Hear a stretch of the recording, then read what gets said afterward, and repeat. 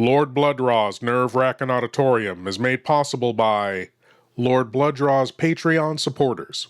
Lord Blood-Rah keeps the love of vintage horror and science fiction alive with 3 weekly shows: the Nerve-Wrackin Auditorium, Lord Blood-Rah's Nerve-Wrackin Theater, the long-running syndicated TV series presenting horror and science fiction feature films, and Lord Blood-Rah's Cathode Zone, presenting episodes of classic genre TV shows.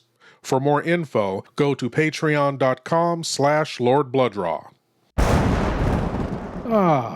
I'm so glad you're here.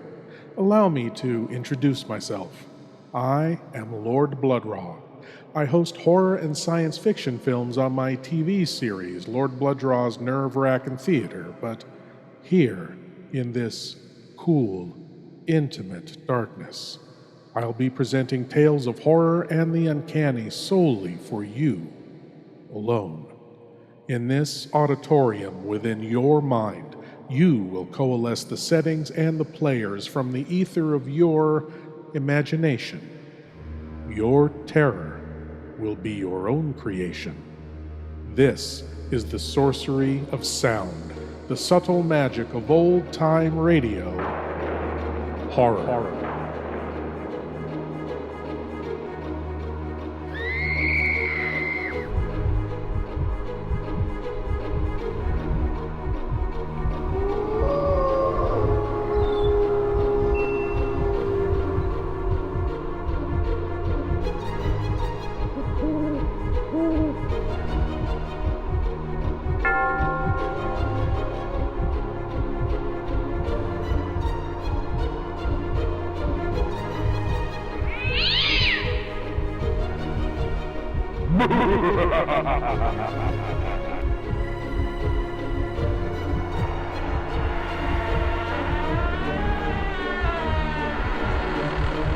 Please leave your eyes at the door. You will not need them. This is Lord Blood-Rah's Nerve-Wrackin Auditorium. The most mysterious activity of the human brain is dreaming. Those elaborate plays performed here in the theater of your mind, produced by your own subconscious, can be delightful or devastating, charming or chilling. Science believes dreaming is a way for the brain to deal with the information and stresses of the day, a way to reflect upon itself in symbolic terms, a healthy and perhaps necessary function. Tonight's story is about a man who has never dreamt in his life, until one night, unfortunately, he does. From Lights Out comes the tale, The Dream.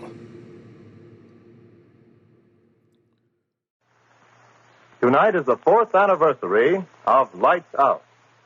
After 4 years of fantasy and imagination, chills and thrills, Lights Out celebrates by bringing to the microphone the internationally known actor whose name has become synonymous with the unusual and fantastic. The National Broadcasting Company takes pleasure in presenting Boris Karloff in the first of a special series of Lights Out broadcasts.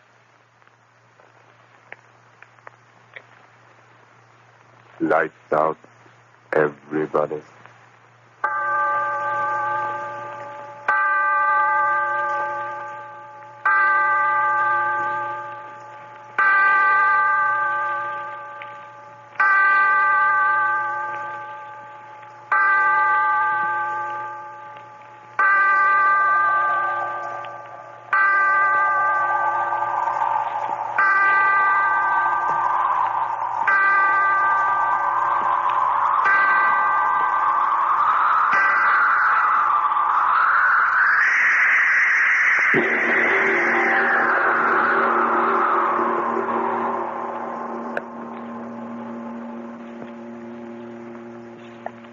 Tonight, Lights Out presents another psychological drama, a play in which the principal part is taken not by the character himself, but his thoughts.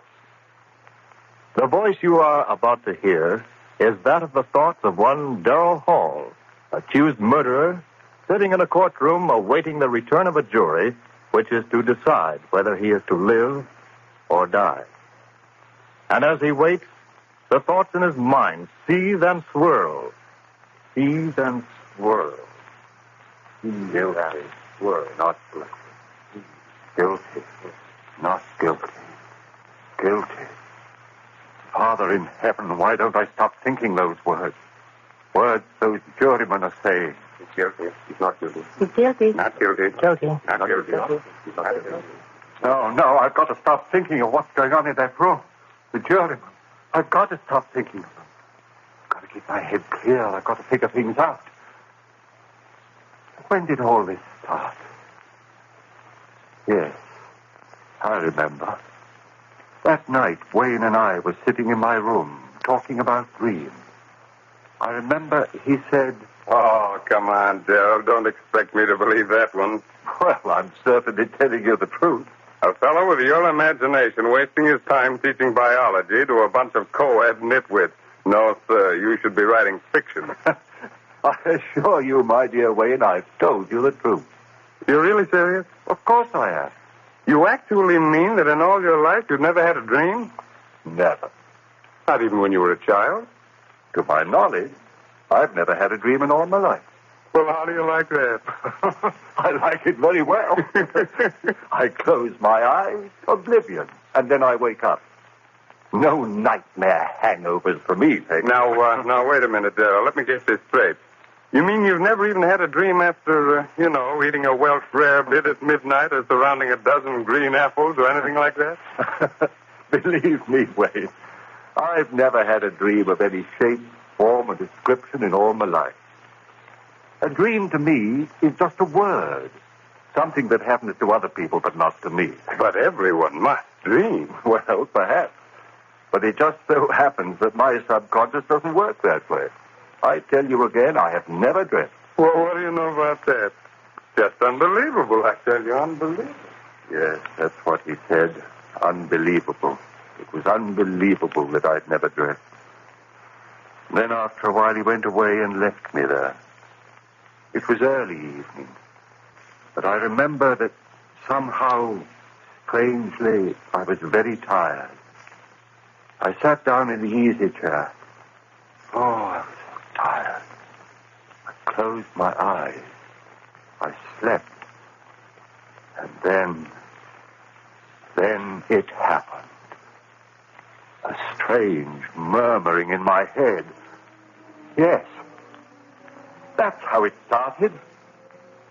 A murmuring as if in warning. And then in the darkness around me, strange faces lifting and falling. White faces, faces without hope, their eyes full of horror, their white, bloodless lips pleading wordlessly in a way that made the heart in me cry out in pity. And suddenly, I knew I was asleep and dreaming. Yes, dreaming for the first time in my life. And these faces I was seeing were things out of a dream. And even as I knew that, the dream was gone. Blackness. And yet I knew that I was still asleep. And I had a terrible feeling of foreboding, of a horror to come in that dream. What? How? I didn't know. But I wanted to stop sleeping. I wanted to open my eyes quickly before. And then I saw her moving slowly toward me out of the darkness that was my dream.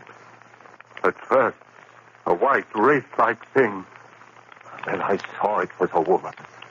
Yes, the body of a woman, but the face. Father in heaven, that face. Gross, unclean, thick, bestial brows, wrinkles of venery, the lecherous writhing of thin crimson lips that lifted from teeth, white and pointed, and flecked with blood. Yes, a glorious body, and a face from hell. Closer, closer to me. And then she spoke one word. You. Yes, that's what she said. Kill. And as she said it, she moved closer. Her hands went out, her eyes. In my dream, I screamed. I awoke. I remember, just at that second, the clock on the mantel began striking. 5, 6, 7. Thankfully, I counted each chime, since the hearing of it meant that I was awake out of the horror of that dream. When the clock had stopped chiming, I sat there, my one thought was, if this be dreaming, let me never dream again. I heard a sound. What was that? I sat still, afraid to move.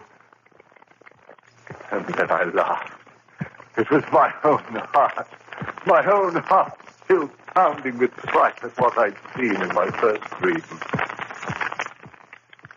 Oh, why do I sit here thinking of what has been? The jury in there, they've got to hang me. Free him. They've got to hang me. Guilty. Free him. Free him. No, I mustn't think of them. Better to keep my thoughts on how it all started. Better to figure things out. Where was I? Ah, yes. Sitting there, listening to the beating of my heart, thinking of the horror of that dream. And then, suddenly, that strange, wordless murmur I had heard in my dream was whispering in my head again. Quickly as it began, it was gone. How could this be? I was awake. This was no dream. Then why had I heard that wordless entreaty? That same sound that had come from those miserable white faces that had floated before me while I slept. Why? I heard it. The sound behind me. Who? Oh, why, yes, my friend Wayne. Must be he. Come back into the room, standing behind my chair, thinking I was asleep. I turned round and said, Wayne, is that you? Ah! Yes, I screamed. I screamed so loudly there was blood in my throat. For it was she again. That woman out of my dream. But this wasn't a dream. She was standing there, I tell you. She was standing there close to me, looking at me. And those lips out of hell said that one word. You. I jumped to my feet. No one in the room, no one, I tell you. I remember standing there, my head reeling. Who was she? Where did she come from? But there was no one in the room. Had there been anyone there? I didn't sleep that night. But by morning, yes, by morning, I had it all figured out. 2 dreams. That's what it had been, and the second had been more vivid than the first. Why, of course. I'd never dreamed before, so of course my first dreams would seem reality. How easy it was to quiet the unrest in my mind. Easy to make oneself believe what one wants to believe. And yet, some measure of uncertainty remained with me. And Mary saw it in my face when I had dinner with her that night.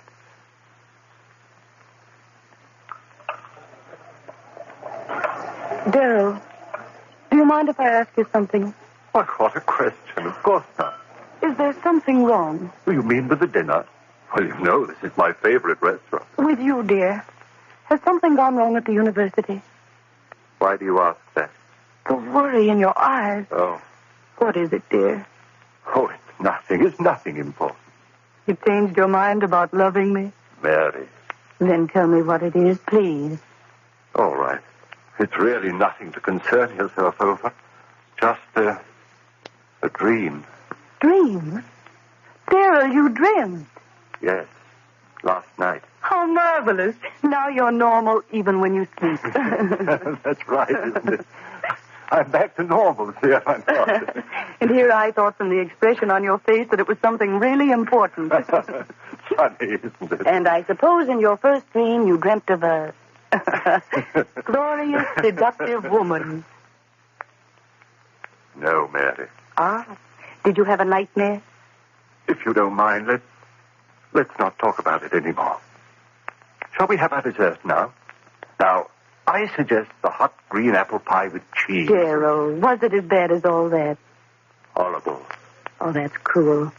Your very first dream, an unhappy one. Oh, well, I'm sure that if you dream again, you've more interesting times ahead.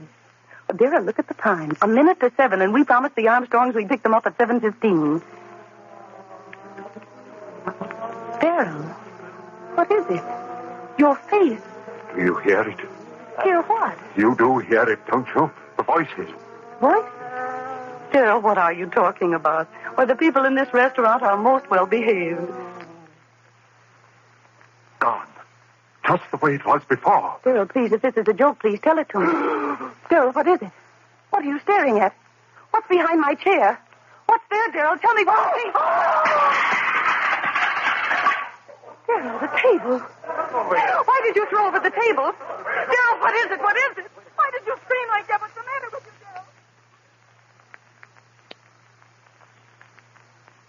Yes. She wanted to know why I had done it. Screamed, thrown over the table. They all wanted to know. But how could I tell them? Tell them of her, standing behind Mary's chair, that thing of degradation, and those lips saying, kill. I went home. Mary thought I was overworked. Oh, no, darling, you've been working so hard. Go home and rest, dear. That's all you need. Rest. Rest. What good was rest? I had to reason things out. All my life I lived with reason, and now this horror. I had to know all about it. Now I was certain it was no dream. What I had seen there in the restaurant had been no thing of sleep. Hallucination. Yes, that was it. I had been working hard. Too much work was the answer, and rest would cure that. Yes, indeed. And so I rested through the next day. It was quite dark when I awoke. The phone rang. It was Mary calling to find out how I felt. Are you sure you're all right, Darrell? Why, yes, Mary, yes, I'm fine, thank you. You sound all right. Your advice was good, dear. Apparently rest was just what I needed. Then go along back to bed. I'll talk to you tomorrow. All right, dearest. Thanks for calling. Goodbye, Darrell. Sleep well tonight. I hung up the receiver. And then the clock on the mantel behind me began striking. Always at 7. Always at 7. Always at 7. Yes, that was true. Each time it had been 7 when it had happened. And then, with the last chime of the clock, I realized it was 7 again. 7. Would I see her again? I stood there, back against the wall, waiting. So quiet, I could hear the clock ticking away the seconds. Would it happen again, this hallucination of mine? I waited. I heard no pitiful murmur of voices. Just quiet. So dark in the room, I could see the shadowy emptiness of a chair near the other wall. And then the chair was no longer empty. There was someone in it. I said, "Who's there? Answer me, who's there?" No answer. A strange darkness in the room. Deeper and deeper, I could see nothing, and then, through swirling pools of flame led right, closer and closer. I stood there, I couldn't move. A rumbling began in my brain. Fear, I tell you, fear tearing up my brain louder and louder while those red circles of light came closer and closer. Father in heaven, what was it? Run! And then I knew it was her eyes burning close into mine, into the brain of me, pounding one thought into me. Kill, kill, kill, kill. Why did she say that? Why? Kill whom? Why should I kill? Why should I kill? If I had known then,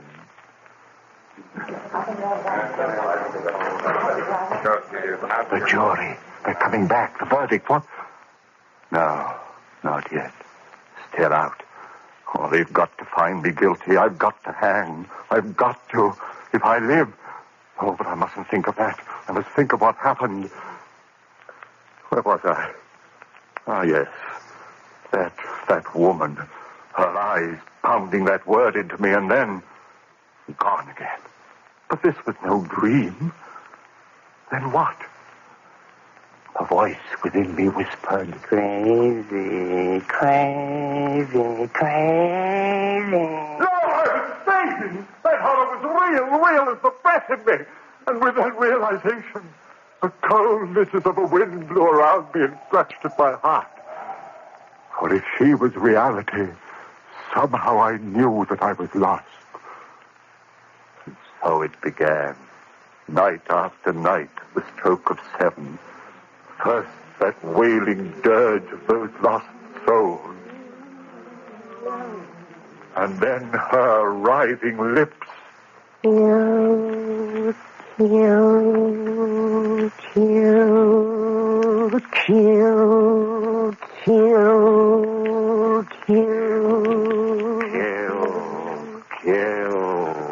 Kill. Father in heaven, the words began pounding in my head so that even when she wasn't there, I heard them. I hid in my room.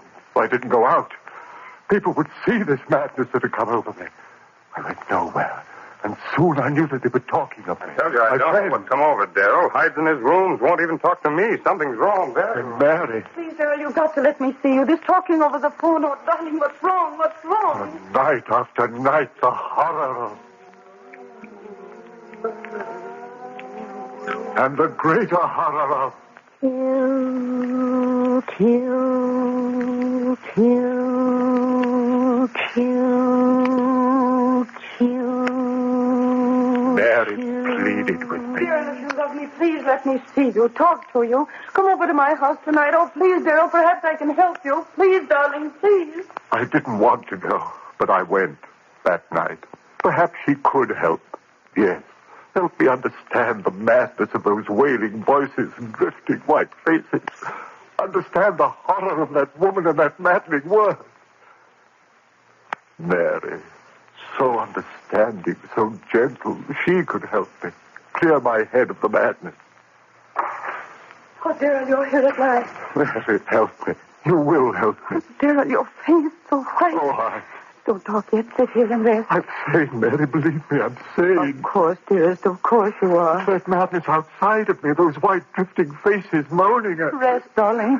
And that woman out of hell. Woman. Her eyes and lips telling me to...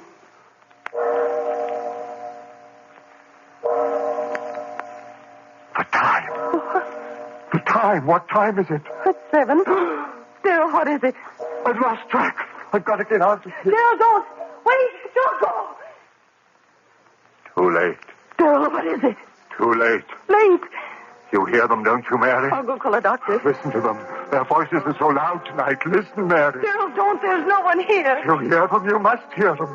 What are they saying? Louder and louder, trying to tell me something. What are you saying, you out there? What are you telling me? Daryl, stop. They're gone. Faces, voices, gone. Now she'll be Oh, here. Daryl, please, you're frightening me. Kill, kill, kill, kill. You hear her, Mary. You hear her. No, Daryl, please. Louder, louder, and louder. I hear her. Sing out of heaven, go back, I said. Make her stop, Mary. Make her stop. Stop it. She-devil, you. What do you want of me? Stop it. Stop it. I can't stand anymore. Kill, kill, kill, kill, kill. Yes. Yes. Yes. Go away.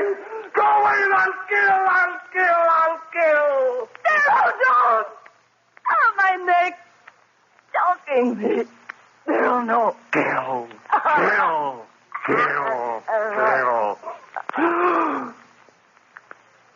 Mary.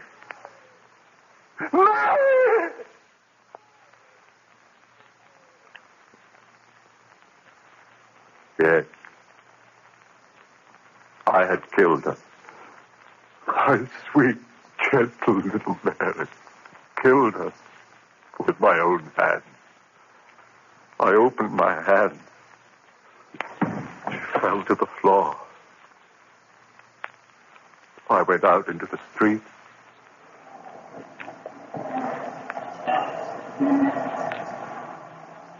People all around me, hurrying. I was in no hurry. What that woman had wanted, I had done. I had killed. I walked all night. It didn't matter where. And in the morning, I found myself on the campus of the school, before the very building in which a class was waiting for my lecture. I went in.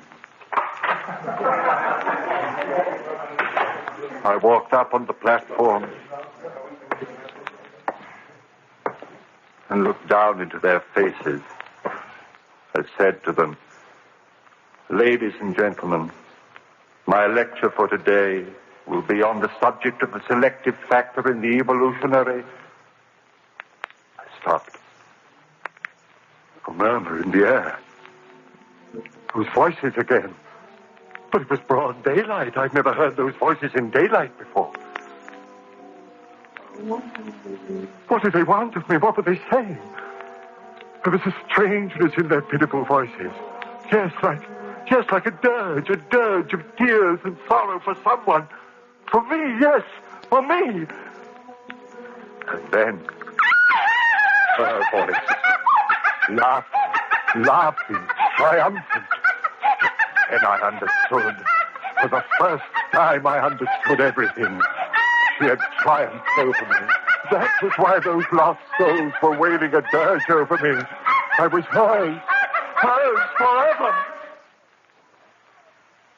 I turned and ran out of there like a madman. Ran, and as I ran, those voices of the damned were talking to me. As we are doomed No. to murder, we listen to her and now you are one of us. No peace through all eternity. For those who murder. Through all eternity.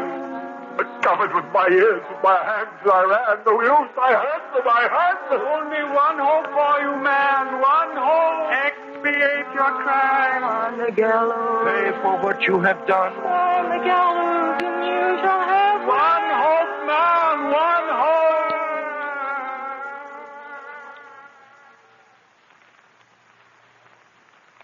So that was it. My one hope. If I paid society for my crime, she would fail. I would be free of her, that thing, that essence of evil, that siren who called men to murder so that their souls would be slaves to her for all eternity. Yes, I'd pay for my crime. I ran on, back to Mary's house. Yes, I'd pay it gladly with my life to have the peace and the rest of oblivion. I went back into the house. Yes, Mary was lying there, cold. I lifted her. Those same hands that had crushed the life out of her lifted her and carried her out into the sun.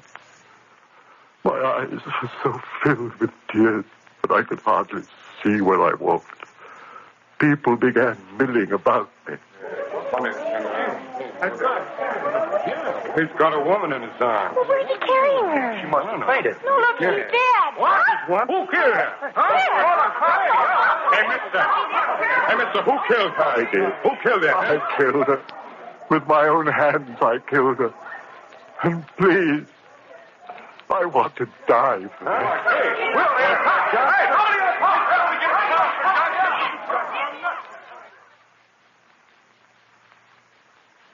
And then the trial. My friends, they wanted to save me. Clever eternities, sanity commissions, and twists of the law. But I wanted to die. I tell you, I had to die. If they set me free, if I lived and died as most men die, the death they call a natural one, then she would have me. No.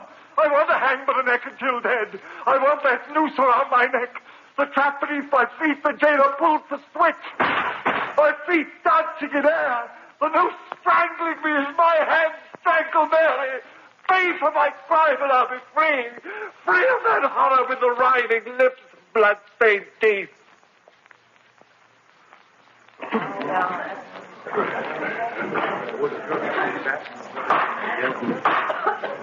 All in the court. All in the court. The jury. They're coming in. Guilty. They've got to find me. Gentlemen of the jury, have you reached a verdict?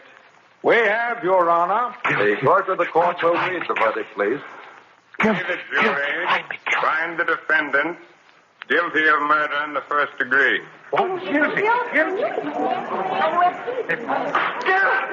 You hear that, you thing out of hell?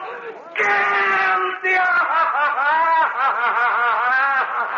Oh, hang me for the neck till I dead. I'll be free of you. I'll have peace. You failed, you beast. You. I'll see to my crime. You'll never get...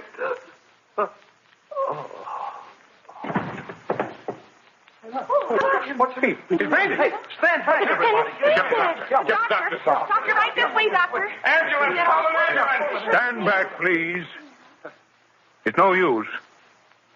This man is dead. Heart attack. Hold it. Would you take a look at his face? Yeah. As if he was looking at the devil himself.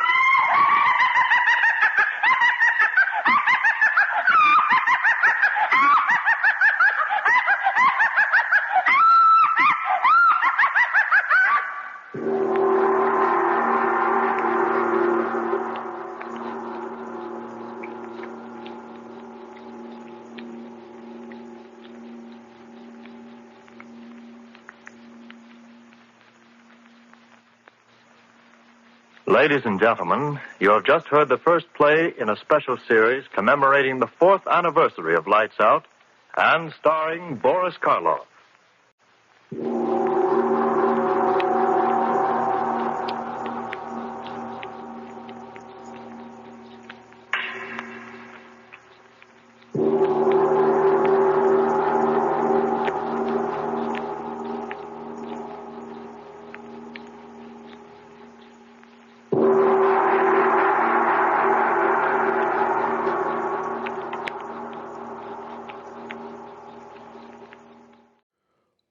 Was that horrible woman with the blood-flecked lips born of all those years of unexpressed dreams, somewhere in his subconscious, moldering and festering, until they took the form of the ultimate nightmare, torturing him and driving him to kill?